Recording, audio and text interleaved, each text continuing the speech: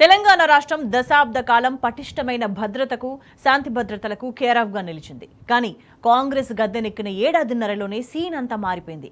అసలు రాష్ట్రంలో law and order అనేది ఉందా అని అనుమానం కలిగేలా తయారైంది పరిస్థితి. ఏకంగా రాష్ట్ర గవర్నర్ కార్యాలయంలోనే దొంగతనం జరిగింది. ఈ కలవరపాటు నుంచి తేరుకోకముందే నగరంలో ఉగ్రవాదుల కార్యకలాపాలు కలకలం రేపాయి. ఇక గుల్జార్ హౌస్ అగ్ని ప్రమాద ఘటనతో నగర ప్రజలు ఎంతటి ప్రమాదకర పరిస్థితిలో బతుకుతున్నారో స్పష్టమైంది. ప్రమాదాలు చెప్పి రావు, కానీ విపత్తును ఎదుర్కొనే సన్నద్ధత ప్రభుత్వ యంత్రాంగంలో ఎక్కడైనా కనిపిస్తుందా? కనిపిస్తే ఒక కుటుంబం ఇవాళ 17 మందిని కోల్పోయేదా? రాష్ట్రంలో పోలీస్ వ్యవస్థ, డిజాస్టర్ మేనేజ్మెంట్ ఏం చేస్తున్నాయి? ఇవన్నీ నిర్వహించే హోంశాఖ ఎందుకు మొద్దు నిద్రపోతుంది? హోంశాఖ తన వద్దే ఉంచుకున్న సీఎం రేవంత్ రెడ్డి ఏం చేస్తున్నట్లు?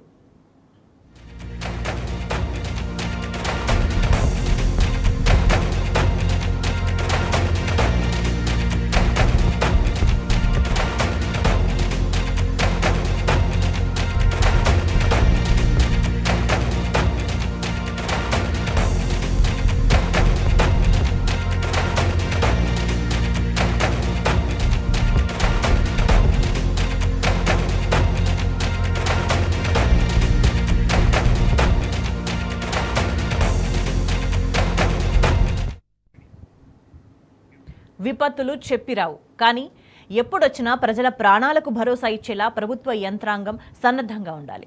గుల్జార్ హౌస్ ఘటనలో రేవంత్ సర్కారు వైఫల్యం క్లియర్గా బయటపడింది. రాష్ట్రంలో విపత్తు నిర్వహణపై ప్రభుత్వానికి చిత్తశుద్ధి లేదు అని తెలిసొచ్చే ఘటన ఇది. ఊహించని రీతిలో అగ్ని ప్రమాదం ముంచుకొచ్చింది. ఇది ఎంత వాస్తవమో, ప్రభుత్వం సత్వరమే స్పందించి పకడ్బందీగా పనిచేసి ఉంటే ప్రాణ నష్టం తక్కువగా ఉండేది అనేది కూడా కాదనలేని వాస్తవం. ఒకే కుటుంబం 17 మందిని కోల్పోవడం అనేది అత్యంత దురదృష్టకరం. మంటలు ఆర్పేందుకు వచ్చిన ఫైర్ బ్రిగేడ్లలో నీళ్లు లేకపోవడం, క్షతగాత్రులను తరలించడానికి వచ్చిన అంబులెన్సుల్లో ఆక్సిజన్ లేకపోవడం దేనికి సంకేతం? ఇది క్షమించరాని నేరం కాదా?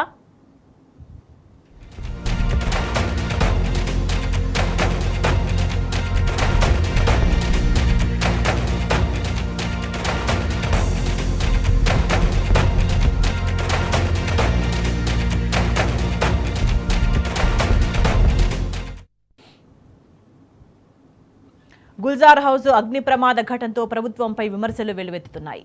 ఈ నేపథ్యంలో ఫైర్ యాక్సిడెంట్పై సమగ్ర విచారణ కోసం 6 ఉన్నతాధికారులతో కమిటీ ఏర్పాటు చేసింది. ఇంత పెద్ద దుర్ఘటన జరిగితే ఇప్పటి వరకు సీఎం రేవంత్ రెడ్డి కనీసం ఘటనా స్థలాన్ని సందర్శించలేదు. 17 మందిని కోల్పోయిన బాధిత కుటుంబానికి భరోసా ఇవ్వలేదు.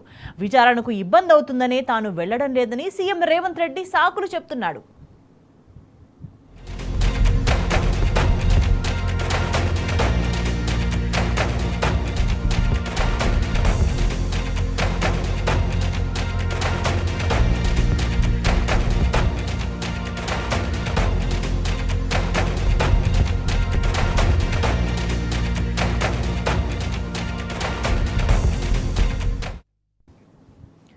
గుల్జార్ హౌస్ అగ్ని ప్రమాద ఘటనలో సహాయక చర్యల్లో ప్రభుత్వ వైఫల్యం కొట్టొచ్చినట్టు కనపడిందన్నారు BRS working president KTR. Oxygen సిలిండర్లు లేని అంబులెన్స్లు, నీళ్లు లేని ఫైర్ ఇంజన్లతో ప్రయోజనం ఏంటని ప్రశ్నించారు కేటీఆర్. ప్రభుత్వ యంత్రాంగం సరిగ్గా పనిచేసి ఉంటే ఈ ప్రమాదంలో ప్రాణ నష్టం తక్కువగా ఉండేదని వ్యాఖ్యానించారు. హైదరాబాద్ చరిత్రలోనే అతిపెద్ద దుర్ఘటన అగ్ని ప్రమాదం ఏదైతే జరిగిందో, ఒకటే కుటుంబంలో 17 మంది చచ్చిపోవడం అంటే నిజంగా కూడా మనసున్న ఎవరికైనా నిన్న ఆ సంఘటన దృశ్యాలు, ఆ తర్వాత వాళ్ళ కుటుంబ సభ్యుల ఆర్తనాదాలు వింటే గుండె కదిలిపోయే పరిస్థితి. ఇక్కడ అగ్ని ప్రమాదం జరిగిందని చెప్పంగానే ఏ ఫైర్ బ్రిగేడ్ అయితే వచ్చిందో అది నీళ్లు లేకుండా అరకొరగా వస్తే లాభమైంది, వసతులు లేకుండా వస్తే లాభమైంది. వచ్చిన ఆ ఫైర్ సర్వీస్ వాళ్ళు కూడా మాకు మాస్క్ లేదు కాబట్టి లోపలికి పోలేకపోతున్నామంటే ఇంతకంటే అన్యాయం ఉంటుందా? అట్లే వచ్చిన అంబులెన్స్ లో కూడా మాస్కులు పెట్టకపోతే, ఎందుకంటే ఎప్పుడైనా అగ్ని ప్రమాదంలో ఆ పొగతోని ఊపిరాడదు, ఆ ఊపిరాడకనే ఊపిరి పోతుంది, ప్రాణాలు పోతాయి. అట్లాంటప్పుడు ఆక్సిజన్ మాస్కులు లేకుండా, అట్లాంటప్పుడు వచ్చిన అంబులెన్స్ లో కనీస సౌకర్యాలు లేకుండా వస్తే ఎట్లా? ఆ సౌకర్యాలు ఆ ఫైర్ ఇంజన్ లా అంబులెన్స్ లో ఉంటే కొన్ని ప్రాణాలు బతుకుతుండే, కొంతమంది అన్న మా వాళ్ళు బతుకుతుండే అనే బాధ. ఇలా రాజకీయం లేదు, ఎవరిని తిట్టేది లేదు. కానీ ఒకటి మాత్రం వాస్తవం, ఇంత లాపర్వా ఉంటే మాత్రం ప్రజల ప్రాణాలు మల్లబోయే ప్రమాదం ఉంది. వాళ్ళు ఎంత గొప్ప వాళ్ళంటే ఒకటే కుటుంబంలో 17 మంది చచ్చిపోయినాక కూడా వాళ్ళు అంటున్న మాట ఏంది ఇక్కడికి వచ్చినాకంటే ఎవరిని తిడతలేరు, వాళ్ళు రాజకీయం చేస్తలేరు, ఎవరిని ఫలానా వాళ్ళు మంచోళ్ళు కాదు చెడ్డోళ్ళు అంటలేరు. మాకు ఇక్కడుండే హిందువులు సాయం చేసిండ్రు, ఇక్కడుండే ముస్లింలు సాయం చేసిండ్రు, అందరు వచ్చిండ్రు, అందరు సహాయపడ్డారు, అందరు కాపాడిండ్రు. కానీ మాకు జరిగింది ఇంకొకరికి జరగద్దు. కనీసం ఇప్పుడన్నా ప్రభుత్వం మేల్కొనాలే, ఇప్పుడన్నా ముందుకొచ్చి ఈ రాష్ట్రంలో ఈ నగరంలో మళ్ళొక్క ప్రాణం ఫైర్ యాక్సిడెంట్ లో పోకుండా కాపాడండి సార్, మాకు అంతకంటే ఏమొద్దు. దయచేసి మీరు వచ్చిండ్రు సంతోషంగా, భవిష్యత్తులో ఇట్లా కాకుండా చూసుకోండి అని ఒకటే ఒక్క మాట వాళ్ళు చెప్తున్నారు. ఎండాకాలం వచ్చిందంటే మున్సిపల్ మంత్రి గాని, మున్సిపల్ అధికారులు గాని, పోలీసు వాళ్ళు గాని, ఫైర్ ఇంజిన్ వాళ్ళు గాని ఓ రివ్యూ పెట్టుకోవాలి, సమీక్ష చేయాలి, ఎక్కడ ప్రమాదం జరిగితే. ఎందుకంటే ఇది densely populated area. Old city అంటే ముఖ్యంగా చార్మినార్ అంటే ఎక్స్ట్రీమ్లీ డెన్స్లీ పాపులేటెడ్ ఏరియా. ఇక్కడ ఒక ఫైర్ ఇంజిన్ రానికి పోనికి కూడా జాగుండదు, తెల్లారు లేస్తే అంత ట్రాఫిక్ ఉంటుంది ఇక్కడ. మరి ఇక్కడ ఏమన్నా అయితే ఎట్లా అనే ఒక ఆలోచన ముందు నుంచి ఉండాలి. ఇక్కడ ఫైర్ హైడ్రెంట్స్ పనిచేస్తున్నాయా లేవా, నీళ్ళు ఏడికెళ్ళి తేవాలి, ఇంజన్ అంటే వచ్చింది, నీళ్ళు ఏడికెళ్ళి తెచ్చుకోవాలి లాస్ట్ మినిట్ లా, ఆ సోయి ఉండాలి, అధికారులకు ట్రైనింగ్ ఉండాలి, ఎప్పటికప్పుడు మాక్ డ్రిల్స్ ఉండాలి. అవేవి లేవు, ఇది మంచిది కాదు. రెండోది, అంబులెన్స్ వచ్చినాక ఆక్సిజన్ మాస్కులు లేకపోతే ఫైర్ యాక్సిడెంట్ అయిన కాడికి ఏం లాభం? వాళ్ళ బాధ అంతా ఏంటంటే 17 మంది చిన్న పిల్లలు 8 మంది పోయినారు. ఇంతకంటే అన్యాయం ఉంటుందా సార్? దయచేసి ఇంతకంటే దుర్దినం మా జీవితంలో లేదని వాళ్ళు చెప్తున్నారు. మేము కూడా ప్రభుత్వాన్ని ఒకటే కోరుతున్నాం, చచ్చిపోయినాక కాంపెన్సేషన్ ఒక 5 లక్షలు ఏదో ఇచ్చి చేతులు దులుపుకున్నాడు కాదు, భవిష్యత్తులో ఇంకెవరు చావకుండా చూడండి, భవిష్యత్తులో ఎవరికి ఇట్లాంటి దుర్మార్గమైన పరిస్థితి, ఇంత ఘోరమైన పరిస్థితి రాకుండా చూడండి. రాష్ట్రంలో ఏ మారుమూల పల్లె గాని పట్టణంలో గాని యాక్సిడెంట్ అయ్యింది అంటే వెంటనే ప్రాణాలు కాపాడుతందుకు కావాల్సిన సరుకు సరంజామా, మనుషులు, ట్రైనింగ్ ఇవన్నీ ఉండాలి. అవన్నీ ఉండకపోతే ఉత్తగానే వచ్చినాం పోయినామంటే కరెక్ట్ కాదు. ముఖ్యమంత్రి గారు కూడా వచ్చేది ఉండే, కనీసం వచ్చి చూస్తే, ఎందుకంటే ఆయననే హోంమంత్రి, ఇంకొకరు ఎవరు లేరు. మరి ఆయన కిందికే ఫైర్ డిపార్ట్మెంట్ వస్తుంది, ఆయన కిందికే హోంశాఖ వస్తుంది.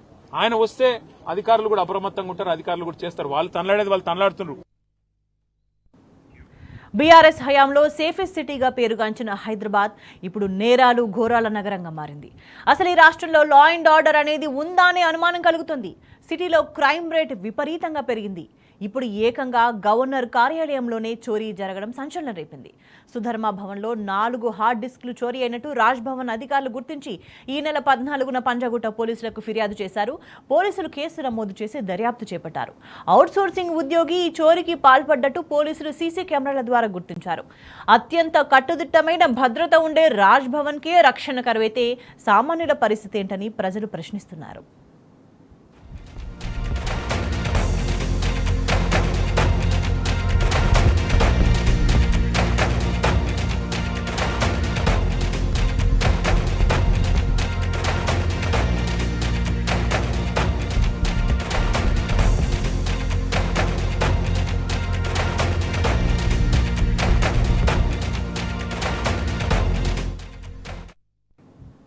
ఇవన్నీ ఒక ఎత్తైతే హైదరాబాద్ నగరంలో ఉగ్ర కార్యకలాపాలు నగరవాసులను మరింత కలవరపాటుకు గురిచేస్తున్నాయి. పొరుగు రాష్ట్రం ఇంటెలిజెన్స్ సమాచారం ఇస్తే గాని మన పోలీసులు పసిగట్టలేకపోయారు.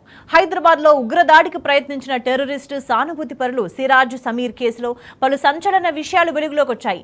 వీళ్ళిద్దరితో పాటు ఇతర రాష్ట్రాలకు చెందిన మరో 4 కలిసి హైదరాబాద్లో పేలుళ్లకు కుట్ర పన్నినట్టు తెలిసింది. విజయనగరంలో సిరాజ్ అరెస్ట్ కావడంతో పెను ప్రమాదం తప్పింది. అయితే తెలంగాణ ఇంటెలిజెన్స్ వైఫల్యం ఇక్కడ బయటపడుతుంది. అసలు మన పోలీసుల నిఘా నేత్రం ఏం చేస్తుందంటూ ప్రశ్నలు వెల్లువెత్తుతున్నాయి.